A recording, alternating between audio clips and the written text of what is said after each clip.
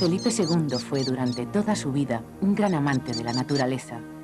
Siendo un niño, cuando se trasladaba de un palacio a otro, había que disponer una pareja de mulas para trasladar todos los pájaros que tenía y de los que no gustaba separarse.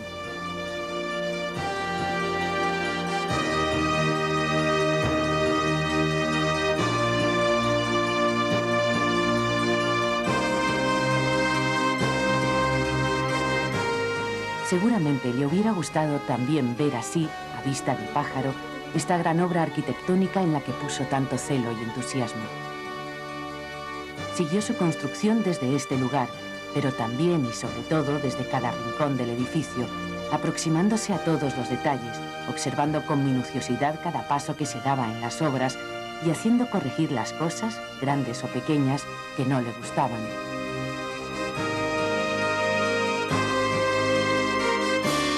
El 13 de septiembre de 1584 se colocó la última piedra del monasterio de San Lorenzo el Real de El Escorial. Felipe II dejaba así para la posteridad una obra completa en todos los aspectos, artísticos, religiosos, políticos y culturales. Una obra que había sido construida a imagen y semejanza suya y en la que se reflejan sus gustos artísticos, pero también sus inquietudes, su personalidad y su formación como príncipe renacentista. Una obra en definitiva que nos sirve para intentar desentrañar los misterios de la vida y obras del llamado Rey Prudente. Pocos personajes han sido pintados de forma tan diferente como Felipe II. Su negativa, mientras vivió, a que se escribiese una biografía oficial de su reinado, dio paso franco a las que publicaron sus enemigos más directos. Desde entonces, la mayoría de las biografías sobre el rey Felipe II han incidido de una u otra forma en esta leyenda negra creada en torno al poderoso monarca.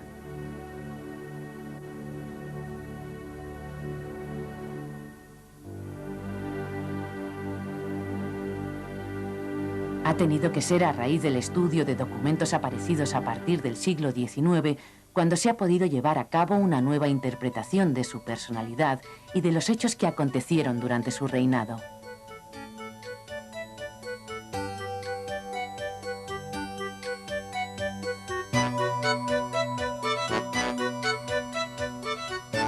Felipe II nació en Valladolid en 1527, en este palacio situado junto a la iglesia de San Pablo donde fue bautizado.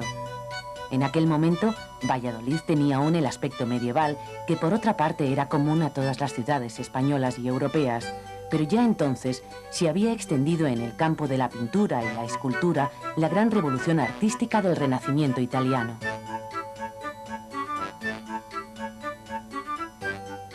Artistas como Alonso Berruguete, Diego de Siloé o Bartolomé Ordóñez renovaron tras su viaje a Italia la escultura y la arquitectura españolas. El panorama que existía en las artes era de una riqueza y variedad sin igual. Las formas góticas no habían desaparecido por completo y se reinterpretaban libremente en edificios como la Catedral de Segovia.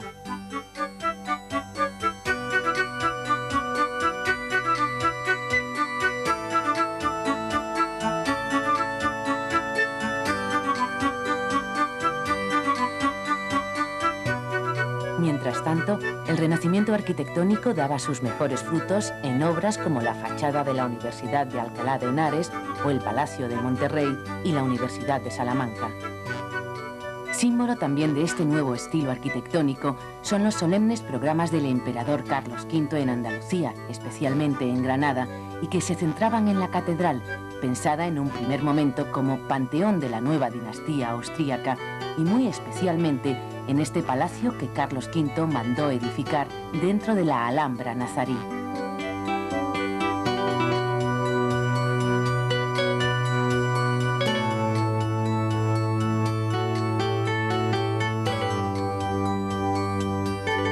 En cuanto a la voluntad clasicista de la arquitectura filipina, esta se hizo patente enseguida en el Alcázar de Toledo, cuando el todavía muy joven príncipe discutía ya con los arquitectos reales el diseño de la monumental escalera de Villalpando que culmina el patio central del edificio.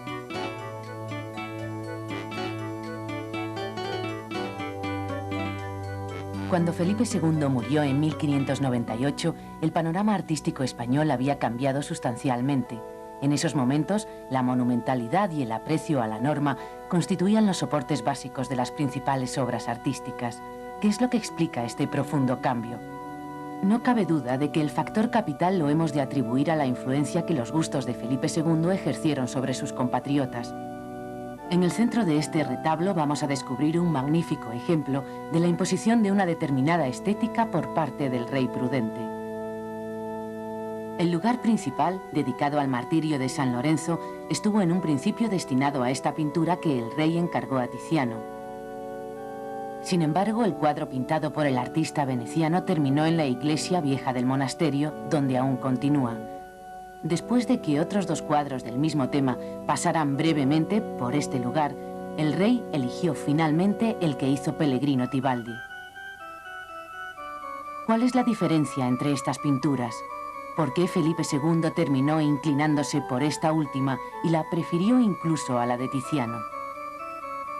Seguramente la clave de la elección del rey esté en que en el cuadro de Tibaldi el heroísmo y la majestuosidad que Felipe II exigía en todas las representaciones religiosas esté mejor lograda que en el de Tiziano.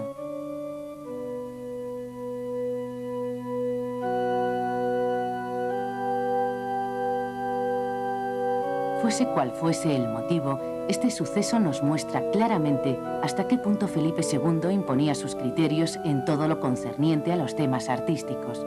Criterios que el rey tenía muy firmes y que se correspondían con su personalidad y con la formación recibida.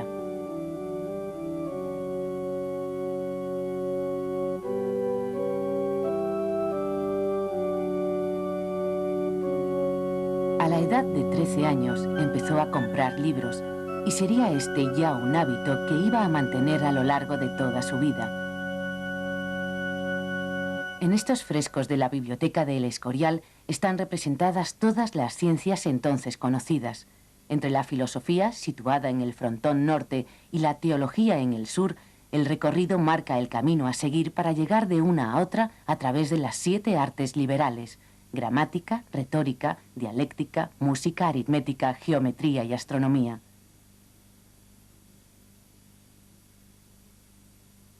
Felipe II se inició en ellas a través de las enseñanzas de sus maestros y tutores.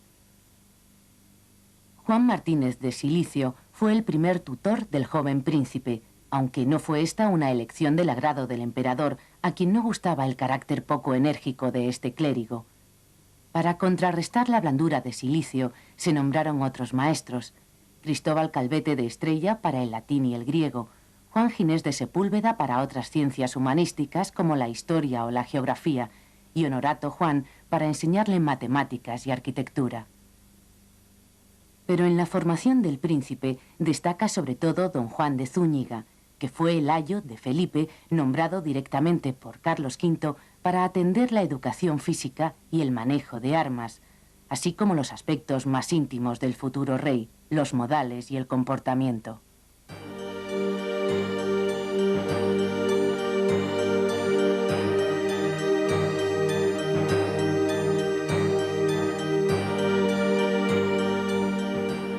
Varias imágenes nos ayudarán a comprender mejor la compleja personalidad y la larga trayectoria humana de Felipe II.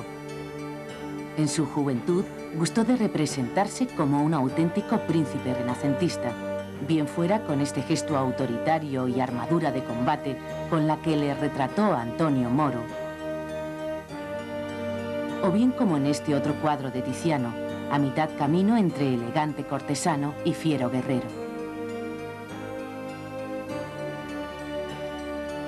De esta misma época, la magnífica escultura de Leone y Pompeo Leoni nos muestra al rey como soberano a la clásica, con armadura romana, impresionante, majestuoso y firme luchador. Con el paso del tiempo, sin embargo, el cansancio de la gobernación, el gusto por la ceremonia y el distanciamiento y ocultación a los ojos de sus súbditos resulta patente en los cuadros de Sánchez Coello y Sofonishba Anguissola. Y sobre todo en este otro de Pantoja de la Cruz, que nos muestra un Felipe II anciano, con los ojos cansados y tristes y a las puertas de la muerte.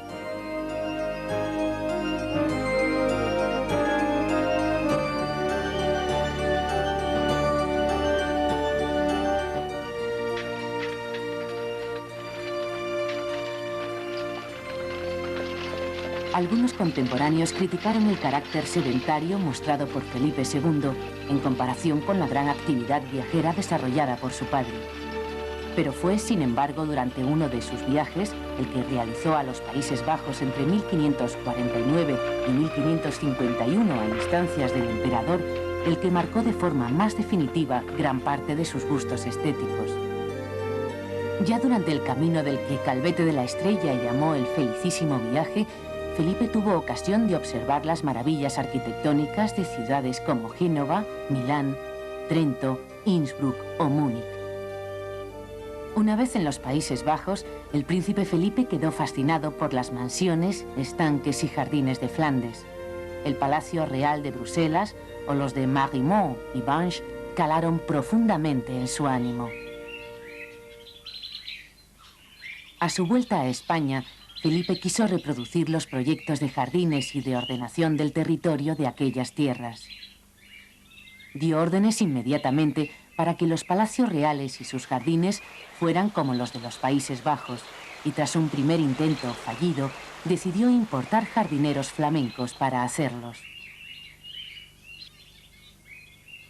Así llegó a establecerse en España una colonia de habitantes procedentes de esos países, que a las órdenes directas de Felipe II emprendieron obras de gran envergadura en todos los jardines reales. Solo a Aranjuez fueron destinados 250.000 árboles y se construyeron conjuntos de jardines con estanques como el de la Fresneda, cerca de El Escorial, o la Casa de Campo de Madrid.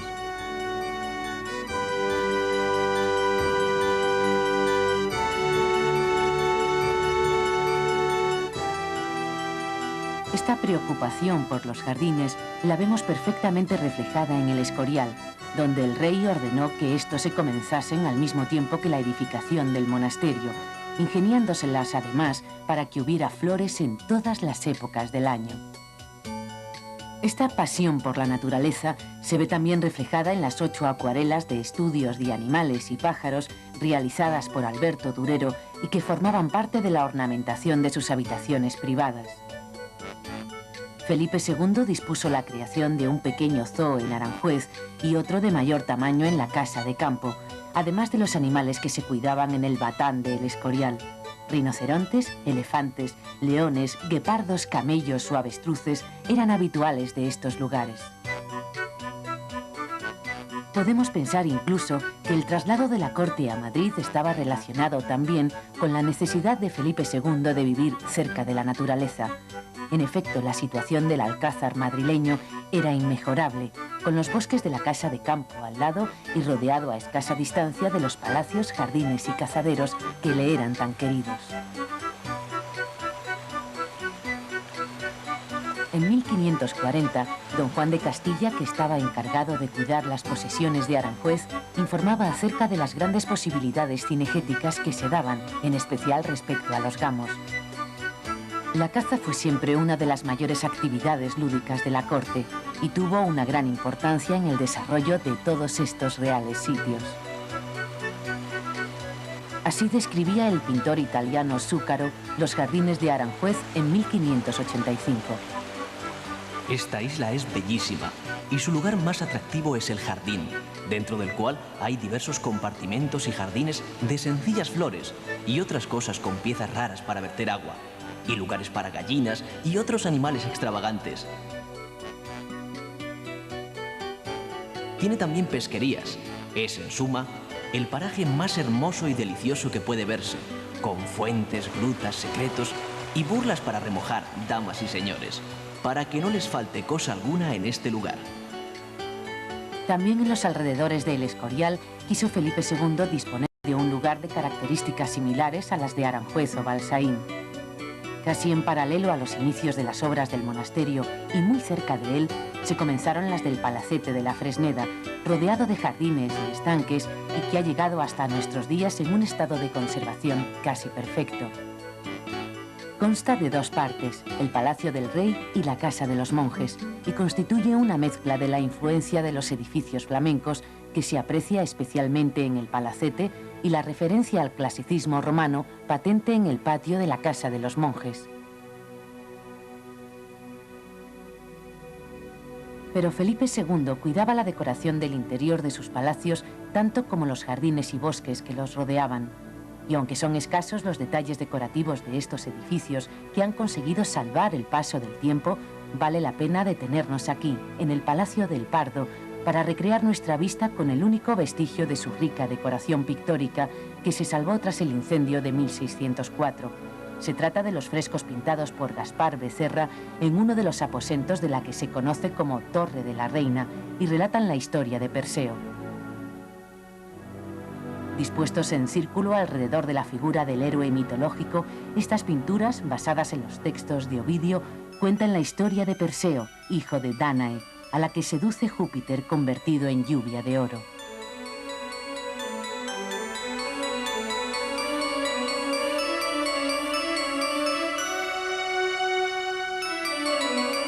También en la pintura vamos a encontrar ejemplos de la huella que en Felipe II dejó el mencionado viaje a los Países Bajos. Al rey le entusiasmaron las pinturas de El Bosco y fueron muchos los cuadros de este pintor flamenco que vinieron a decorar las estancias de los palacios del rey, entre ellos el Jardín de las Delicias, el Carro de Heleno, las Tentaciones de San Antonio o la Mesa de los 7 Pecados Capitales. El tema habitual de estas pinturas lo constituye el pecado y sus terribles consecuencias, y por supuesto el arrepentimiento y la penitencia como medios para evitar el castigo eterno. Resulta bastante lógico que este contenido moralizante calara muy hondo en una persona profundamente religiosa, que pasaba muchas horas al día orando y que en su testamento dispuso que se oficiaran 62.000 misas de difuntos.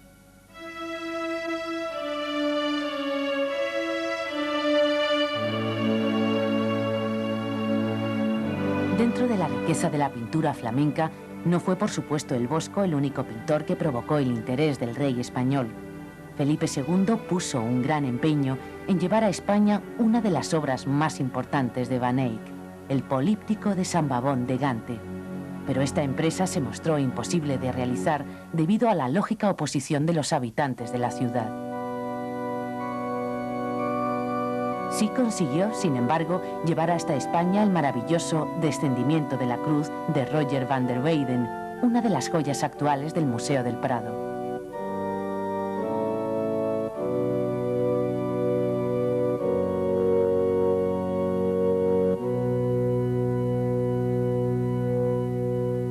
En la galería de su palacio privado en el Escorial había además pinturas de paisajes flamencos, vistas de ciudades de estas regiones y láminas del cartógrafo belga Abraham Ortelius. De esta manera, a las cuestiones de estética y gusto se añadían los componentes de la experiencia viajera y la memoria personal del monarca. Esta asunción de la estética nórdica por parte de Felipe, que ya hemos podido ver en pinturas, jardines y palacios, resalta especialmente en el monasterio de El Escorial. Aquí la influencia flamenca se manifiesta en múltiples detalles, como las cubiertas de pizarra a 2 aguas y de pendiente muy desarrollada, los chapiteles que rematan las torres de las 4 esquinas o las chimeneas que puntean los tejados. Tanto Juan Bautista de Toledo, que confeccionó los primeros planos e inició las obras, como Juan de Herrera, su sucesor al frente de las mismas, son arquitectos españoles, aunque su formación la hayan adquirido en Italia y estén, por lo tanto, alejados de la tradición estilística española de esa época. Si Felipe II confía en ellos para construir el Escorial, es precisamente porque, gracias a sus conocimientos del Renacimiento italiano, eran los más adecuados para introducir en España este movimiento artístico. La exigencia de que este edificio estuviera coronado por una cúpula, la primera sobre tambor que se erigió en España, y el afán de poner a punto una arquitectura española que mirase a la antigüedad a través del clasicismo renacentista, fueron decisivas para Felipe II.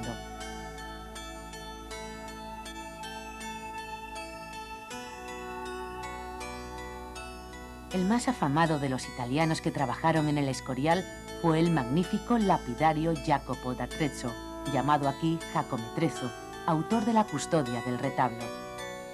Italianos también eran los Leoni, ejecutores de la estatuaria del retablo y de los grupos de figuras orantes.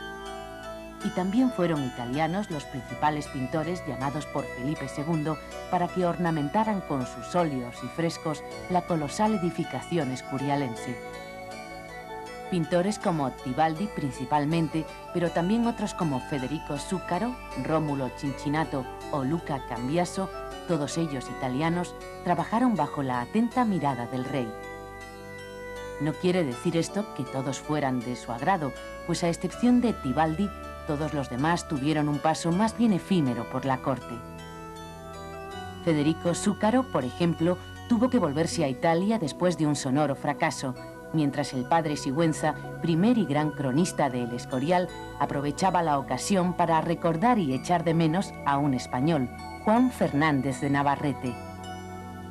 Este pintor, de sobrenombre El Mudo, sí era del entero gusto del rey Felipe, pero su pronto fallecimiento le privó, al decir del padre Sigüenza, de ser el eje fundamental de la expresión pictórica de El Escorial. Si viviera este, ahorráramos de conocer tantos italianos. Esta ironía del fraile Sigüenza sirve para terminar de perfilar la nada sencilla mezcla de elementos estilísticos que caracteriza el gusto de Felipe II. Si como príncipe renacentista miró enseguida a Italia en busca de los artífices más idóneos para sus programas, no podemos olvidar que un español como Gaspar Becerra, formado eso sí en la Roma de Miguel Ángel, fue el encargado de las pinturas al fresco del Real Alcázar de Madrid, del Palacete de El Pardo, Balsaín y otros sitios reales, y ya hemos visto que solo la muerte impidió que Navarrete el Mudo confeccionase los lienzos destinados a la Basílica del Escorial. De igual manera, no se puede comprender sin el aporte de un escultor español, Juan Bautista Monegro, los programas escultóricos escurialenses, desde el San Lorenzo de la fachada principal a las impresionantes esculturas de los reyes bíblicos del patio y los evangelistas del claustro principal. Un caso muy especial fue el de Tiziano, ya que la relación entre Felipe II y el gran artista de Venecia constituye uno de los grandes capítulos de la historia del arte universal y uno de los puntales en la consideración de Felipe como príncipe del Renacimiento. Tras el primer encuentro entre ambos personajes en la ciudad de Augsburgo durante el viaje de Felipe a los Países Bajos, y fruto del cual es este retrato, la relación entre el pintor y el rey solo fue interrumpida por la muerte del ya entonces casi centenario pintor en 1576. Tiziano había sido ya el pintor predilecto de Carlos V y no dejó de trabajar para Felipe hasta el final de sus días.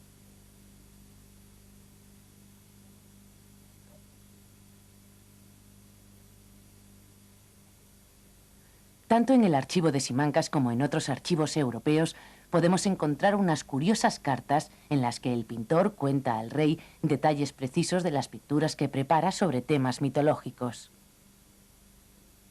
Y porque la Danae que ya mandé a vuestra majestad se veía toda por la parte de delante, he querido en esta otra poesía variar y hacerle mostrar la contraria parte, para que resulte el camerino, donde habrán de estar, más agradable a la vista. Pronto os mandaré la poesía de Perseo y Andrómeda, que tendrá una vista diferente a estas, y también Medea y Jasón.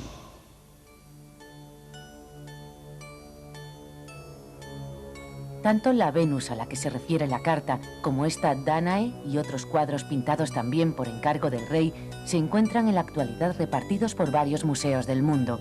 Todos ellos constituyen una colección de pintura mitológica de alto contenido sensual, inspirada en los relatos clásicos de Ovidio, razón por la que se les llamaba poesías.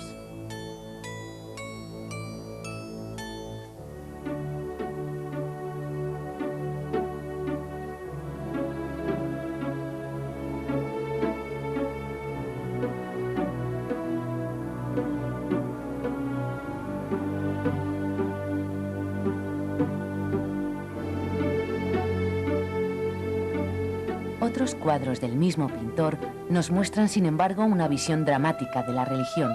Uno de ellos lo reservó el rey para sí y fue a colocarlo en su oratorio privado, entre el dormitorio y el altar mayor, justo en el paso directo que Felipe II dispuso para poder acceder a la basílica desde sus habitaciones privadas. El original de este magnífico cuadro se encuentra actualmente, como tantos otros de la colección de Felipe II, en el Museo del Prado.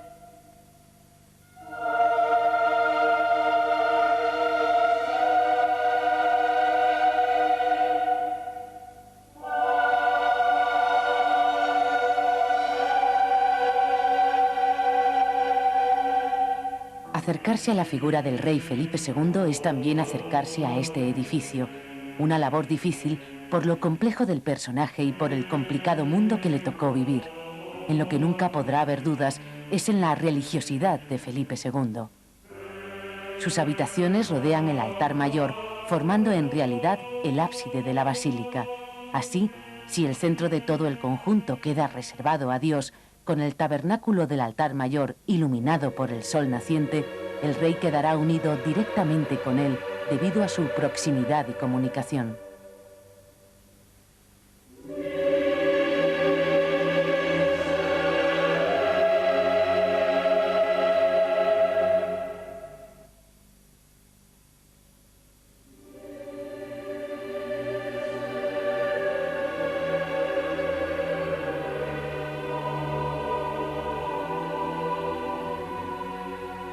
En el lado opuesto al palacio se encuentra la fachada principal, con la entrada al patio de Reyes y a la basílica. Y recorriendo esta fachada de norte a sur, la gran biblioteca, fundada por el rey con la intención de que se convirtiera en la mejor de su época. El lugar destacado que ocupa sobre la entrada principal y en el mismo eje que el altar mayor es un claro símbolo de la importancia que Felipe II daba a este recinto y a las investigaciones que se llevaban a cabo en los laboratorios perfectamente equipados que el rey dispuso en el interior del edificio. En la biblioteca de El Escorial podemos encontrar magníficos ejemplos de los estudios que se llevaban a cabo. Gran relevancia tuvo la creación de la Academia de Matemáticas que Felipe II encargó a Juan de Herrera en 1584. La importancia de este centro de estudios, que fue la biblioteca de El Escorial en tiempos de Felipe II, se refleja tanto en los frescos de su bóveda como en las auténticas joyas que encierran sus armarios. Libros como el Códice Áureo, el Apocalipsis de Saboya, las cantigas de Alfonso X, la Biblia políglota, los manuscritos de Santa Teresa y otros muchos forman parte importantísima de las maravillas del rey Felipe. Unas maravillas sin las que nunca podría ser considerado como un príncipe del Renacimiento.